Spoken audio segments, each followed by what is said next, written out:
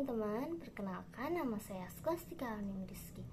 Di sini saya akan membahas tentang hasil penelitian saya mengenai dampak pandemi bagi sistem pembelajaran sekolah menengah atas di Indonesia. Nah, sebelumnya kita sudah tahu kan bahwa pandemi itu berawal pada tahun 2019, tepatnya di negara Cina. Banyak warga negara Cina yang terinfeksi virus COVID-19. Hingga pada tanggal 2 Maret 2020, terdapat 2 orang warga negara Indonesia yang terkena virus tersebut. Oleh sebab itu, pemerintah Indonesia menghimbau kepada seluruh masyarakat Indonesia untuk menghentikan sementara kegiatan mereka, termasuk kegiatan belajar mengajar di sekolah dan kegiatan bekerja mereka. Nah, motivasi saya melakukan penelitian ini, saya ingin mengetahui bagaimana sih dampak pandemi bagi sistem pembelajaran sekolah menengah atas di Indonesia. Oleh karena itu, saya memiliki 2 pertanyaan kunci dalam penelitian saya. Yang pertama, apa dampak negatif dari pandemi terhadap sistem pembelajaran sekolah menengah atas di Indonesia? Dan yang kedua, apa dampak positif dari sistem pembelajaran sekolah menengah atas di Indonesia? Nah, sebelum kita membahas tentang hasil penelitian saya, kita harus mengetahui dulu apa pengertian dari pandemi itu sendiri. Nah, pandemi menurut David Jones pada tahun 2021 adalah ketika epidemi menyebar antar negara. Sedangkan sistem pembelajaran merupakan proses interaksi antara peserta didik dan pendidik untuk mengembangkan kreativitas dalam proses pembelajaran sehingga menghasilkan hasil yang diinginkan. Itu menurut Hasan DKK tahun 2010.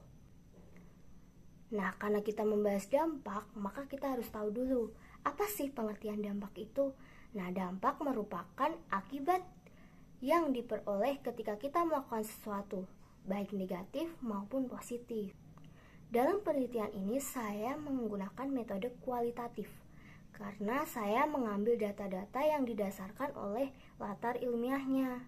Setelah pandemi masuk ke Indonesia, pemerintah Indonesia mengeluarkan kebijakan baru, di mana isi dari kebijakan tersebut adalah menghentikan sementara kegiatan belajar tatap muka dan diganti dengan pembelajaran online atau pembelajaran daring.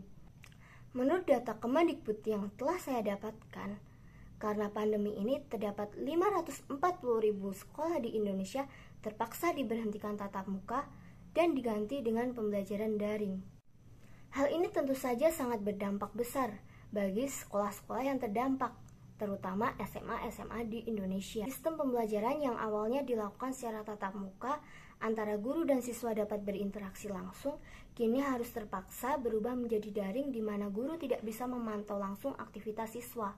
Dengan adanya pandemi ini, dan karena sistem pembelajaran diganti dengan daring, banyak siswa yang tidak paham tentang materi yang disampaikan oleh guru, karena banyak pula guru yang hanya membagikan materi saja, tanpa menjelaskan kepada siswa. Menurut data UNICEF tahun 2020, terdapat 38% siswa yang menjadi responden mengatakan bahwa bimbingan guru yang kurang menjadi kendala utama mereka dalam pembelajaran daring. Dan terdapat 32% siswa mengatakan bahwa jaringanlah yang menjadi kendala utama, karena ketika melakukan kegiatan Zoom, mereka mengalami kendala dalam internet seperti kuota ataupun jaringan yang tidak stabil. Nah, oleh karena itu, 66% siswa di Indonesia tidak menyukai pembelajaran daring atau tidak menyukai pembelajaran di rumah. Oleh karena itu, 66% dari 60 juta siswa di Indonesia tidak menyukai pembelajaran daring. Selain berdampak negatif, pandemi juga memiliki dampak positif loh bagi sistem pembelajaran sekolah menengah atas di Indonesia. Apa kira-kira dampak positif tersebut? Nah, dampak positif tersebut adalah sistem pembelajaran sekolah menengah atas di Indonesia mengalami kemajuan. Sebelumnya, guru dan siswa belum mengetahui teknologi modern. Kini mereka sudah mengetahui teknologi modern tersebut dan bisa menggunakannya untuk kegiatan belajar mereka sehari-hari. Mereka bisa menggunakan aplikasi-aplikasi yang ada di HP dan laptop mereka untuk kegiatan belajar mengajar mereka. Misalnya, mereka ingin mengadakan pertemuan, maka mereka bisa menggunakan aplikasi Google Zoom ataupun Google Meet. Selain itu, guru juga bisa membagikan materi, membuat soal-soal melalui aplikasi yang bernama e-learning, Google Classroom, maupun Google Form. Nah, di sana guru bisa membuat soal-soal yang langsung bisa dikerjakan oleh siswa sehingga siswa tidak perlu lagi menulis atau mencatat di buku maupun di Word. Bagi siswa, selain berdampak positif bagi sistem pembelajaran di sekolah mereka bisa mengakses informasi-informasi baru dan mendapatkan ilmu-ilmu baru melalui Google. Yang awalnya mereka tidak mengetahui informasi-informasi tersebut, sekarang menjadi tahu melalui aplikasi Google ini. Nah, tercatat dalam data yang saya dapatkan, terdapat 99% dari 100% siswa SMA di Indonesia telah mengetahui dan bisa menggunakan aplikasi-aplikasi atau teknologi-teknologi modern yang ada di HP ataupun laptop mereka. Nah, dari data-data yang telah saya kumpulkan dalam penelitian saya, dapat disimpulkan bahwa pandemi memiliki dampak negatif dan dampak positif bagi sistem pembelajaran sekolah menengah atas di Indonesia. Dampak negatif tersebut adalah bimbingan guru yang kurang dan jaringan yang menghambat.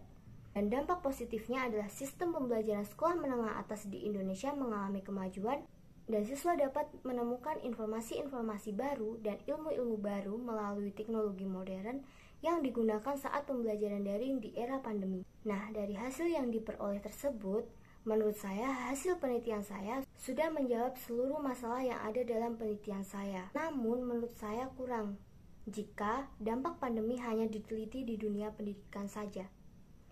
Karena tentu saja pandemi sangat berdampak di bidang-bidang lain. Nah, oleh karena itu, setelah ini saya berencana untuk melakukan penelitian selanjutnya di bidang lain, supaya hasil penelitian saya lebih lengkap, supaya lebih berguna bagi seluruh masyarakat Indonesia. Nah, teman-teman, sekian pembahasan dari saya mengenai hasil penelitian saya tentang dampak pandemi bagi sistem pembelajaran sekolah menengah atas di Indonesia. Terima kasih, dadah.